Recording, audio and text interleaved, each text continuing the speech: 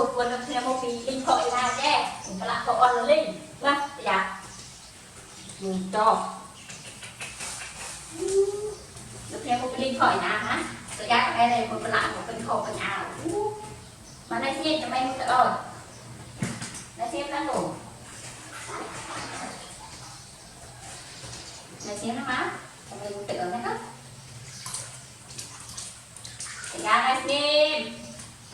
mau này xem mà cũng em quy trôn ra mà quy ra rồi này một tự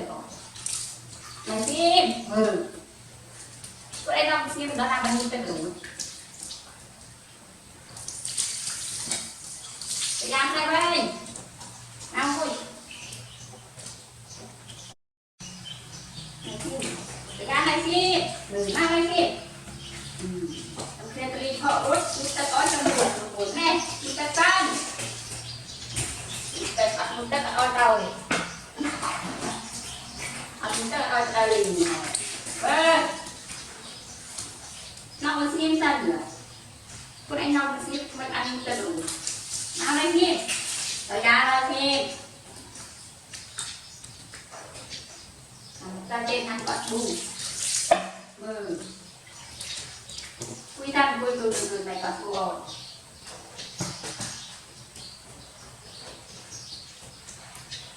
mang đây xem em quy này bây giờ mình quy lên này một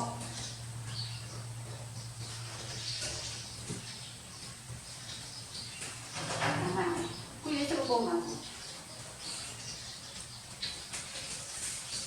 nhà quy là đây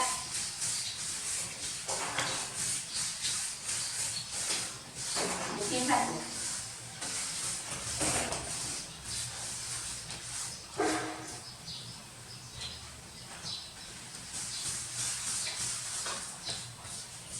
mở tay xem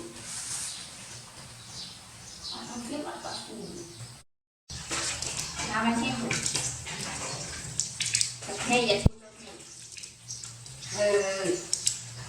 con anh ơi xem rằng sẽ ra đây đây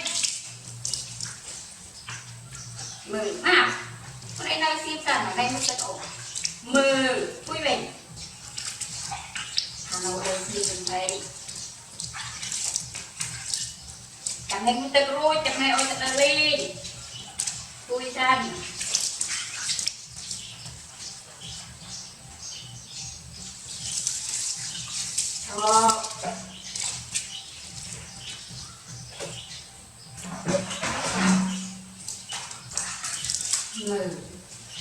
quy xanh